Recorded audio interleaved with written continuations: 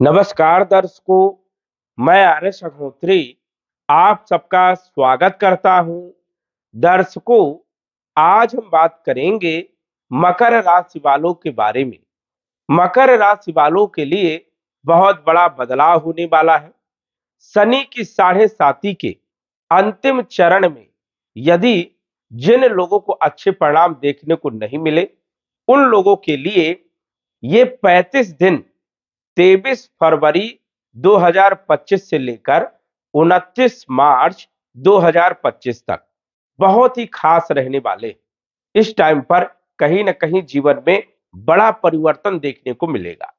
हालांकि कई लोगों को शनि के साढ़े साती के अंतिम चरण में काफी अच्छे परिणाम मिलना प्रारंभ हो गए, लेकिन कुछ लोगों पर शनि की साढ़े साती के अंतिम चरण का कोई खास शुभ परिणाम देखने को नहीं मिले।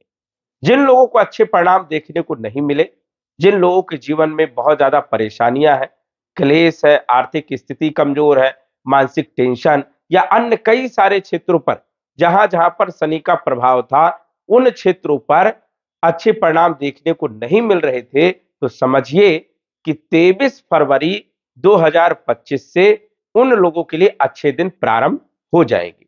विस्तार से जानेंगे क्या क्या लाभ होगा, किन किन क्षेत्रों पर प्रभाव रहने वाला है, क्या सावधानी रखना है, क्या उपाय करना है, विस्तार से जानेंगे। तो आइए जानते हैं। उससे पहले यह समझिए कि यह फलादेश चंद्र राशि पर आधारित है। नाम राशि के आधार पर भी जान सकते हैं और लग्न राशि के आधार पर भी जान सकते हैं। तो बने रहिए, सटीक जानकारी देने का हम प्रयास करेंगे। वीडियो को अंत तक जरूर देखिएगा। आइए समझते हैं।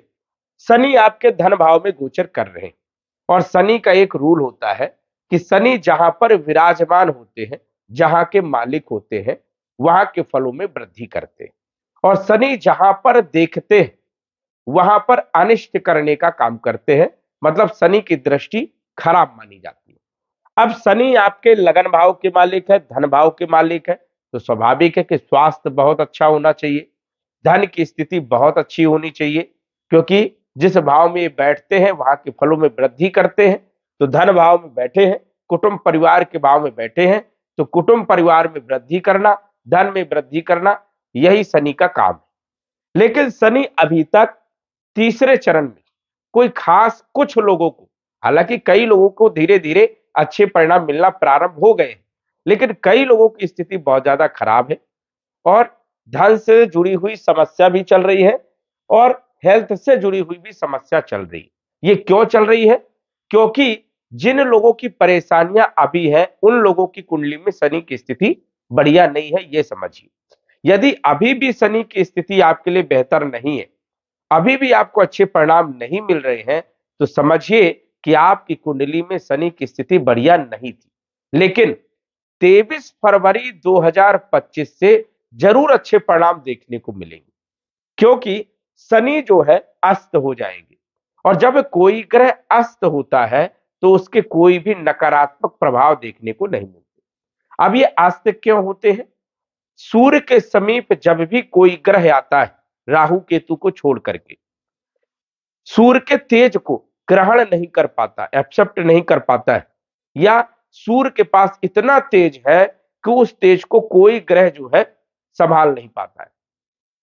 सूर्य तेजो में ग्रह है, उसकी आकांक्षाएं, उसकी किरणें बहुत तेज है और उनकी जो किरणें दूसरे ग्रह पर पड़ती है तो ग्रह बर्दाश्त नहीं कर पाते और इसीलिए जो है ग्रहों का अस्त होना कहलाता है।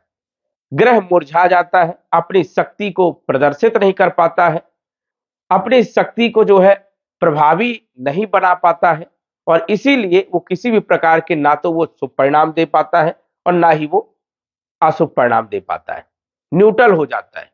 तो शनि जो अभी तक अशुभ परिणाम दे रहे थे, उन लोगों के लिए समय सबसे बढ़िया रहने वाला है। जिन लोगों के लिए सबसे ज्यादा परेशानियां इन क्षेत्रों पर हो रही थी, चौथे भाव में हो रही थी, वही अष्टम भाव के फलों पर हो रही थी और दसम दृष्टि शनि की लाभ भाव में, सप्तम अष्टम नवम दसम लाभ भाव में, इन क्षेत्रों पर शनि का जो बुरा प्रभाव था, बुरा प्रभाव अब समाप्त हो जाएगा। जैसे तीसरी दृष्टि चौथे भाव में पड़ रही थी और चौथा भाव होता है भूमि का, भवन का, प्रॉपर्टी का, मकान का, वाहन का, माता के स्वास्थ्य का और व्यर्थ की चिंताओं का।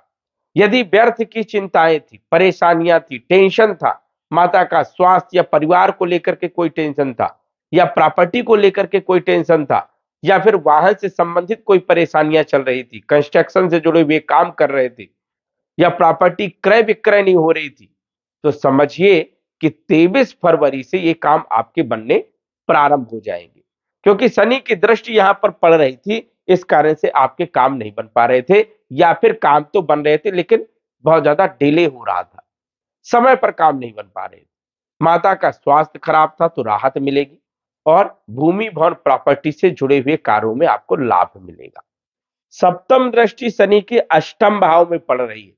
यदि ससुराल पक्ष से संबंध खराब थे, या आपका पैसा बार बार कहीं ना कहीं फंस जाता था, या पैसा व्यर्थ का नुकसान हो जाना, बर्बाद हो जाना, किसी को पैसा दिया वो वापस ना मिल पाना, ससुराल पक्ष से संबंध खराब होना, या गुप्त धन के लिए प्रयास करना, प्रयासरत रहना, जुआ लॉटरी सट्टा के लिए प्रयासरत रहना, नुकसान वाली स्थिति ज्यादा होना, तो ये शनि की दृष्टि के कारण स्थितियां बन रही थी।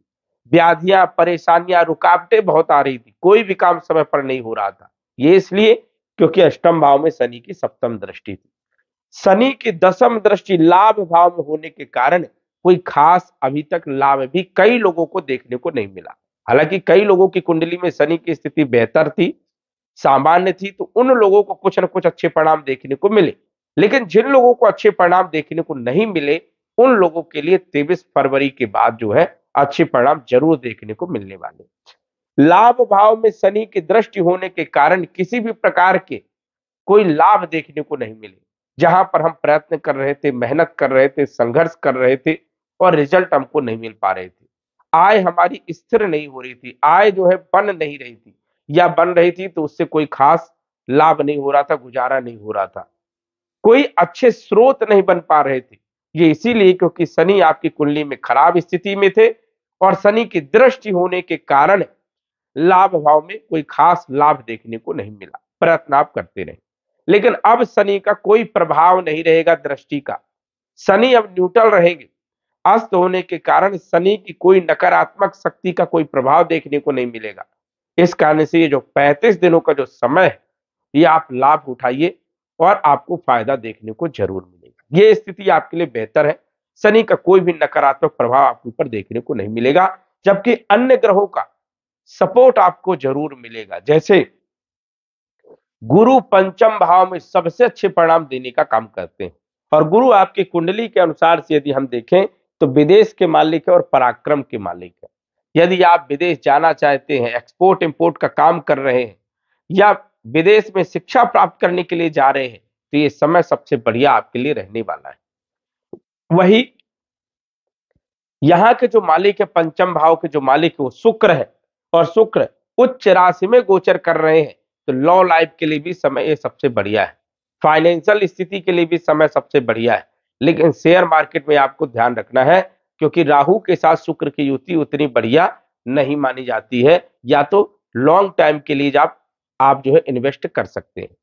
देखा जाए तो गुरु जब पंचम भाव में विराजमान होते हैं तो फाइनेंशियल स्थिति को मजबूत करते हैं, और गुरु की पंचम दृष्टि भाग्य भाव में होने के कारण भाग्य का साथ भी मिलता है। लाभ भाव में गुरु की दृष्टि होने के कारण लाभ होते हैं और आय के स्रोत बढ़ जाते हैं, और इनकी नवम दृष्टि लगन भाव में होने के कारण स्वास्थ्य बेहतर रहता है, कॉन्फिडेंस जो है बना रहता है। तो शनि का प्रभाव भी इन्हीं भावों पर था, इस कारण से उतने अच्छे परिणाम देखने को नहीं मिले। लेकिन अब गुरु के अच्छे प्रभाव आपको देखने के जरूर मिले। यात्राओं से भी आपको लाभ मिलेगा, कम्युनिकेशन वाले क्षेत्रों में अच्छा लाभ मिलेगा। यदि आप bank, finance, insurance, marketing, sales, consultancy, adviser इन क्षेत्रों से जुड़े हुए हैं, या फिर टीचिंग, प्रोफेसर, किराना स्टोर, जनरल स्टोर, खाने पीने से जुड़े हुए काम, धार्मिक कार्य, इनसे जुड़े हुए काम कर रहे हैं, तो खास रिजल्ट आपको देखने को मिलेंगे और सफलताएं आपको मिलेंगी। कंपटीशन में सफलता भी आपको मिलेगी, क्योंकि छठे भाव के जो मालिक है वो विराजमान है धन भाव में, मित्र के घर में और मित्र के साथ गोचर कर रहे हैं। वही कैरियर के मालिक शुक्र उच्च राशि में गोचर कर रहे हैं। जिन लोगों के पास नौकरी नहीं है उन लोगों के लिए नौकरी के लिए अच्छे योग बनेंगे। जिन लोगों का व्यापार सही नहीं चल रहा था व्यापार के लिए भी अच्छी स्थिति रहने वाली है। और भाग्य के मालिक बुध जो कि धन भाव में विराजमान है, ये बहुत अच्छी स्थिति में, तो भाग्य का साथ मिलेगा। राहु का जो गोचर है तीसरे भाव में मीन राशि में मित्र के साथ जो गोचर कर रहे हैं, राहु का भी अद्भुत परिणाम आपको देखने को मिल सकता है। भाग्य का पूरा साथ मिलेगा, अचानक कुछ बड़ा लाभ मिल सकता है। एक स्थिति ये बढ़िया है आपके लिए 29 मार्च तक। उसके बाद केतु जो कि भाग्य भाव में बैठे हैं, तो केतु का भी अच्छा प्रभाव आपको देखने को मिलेगा।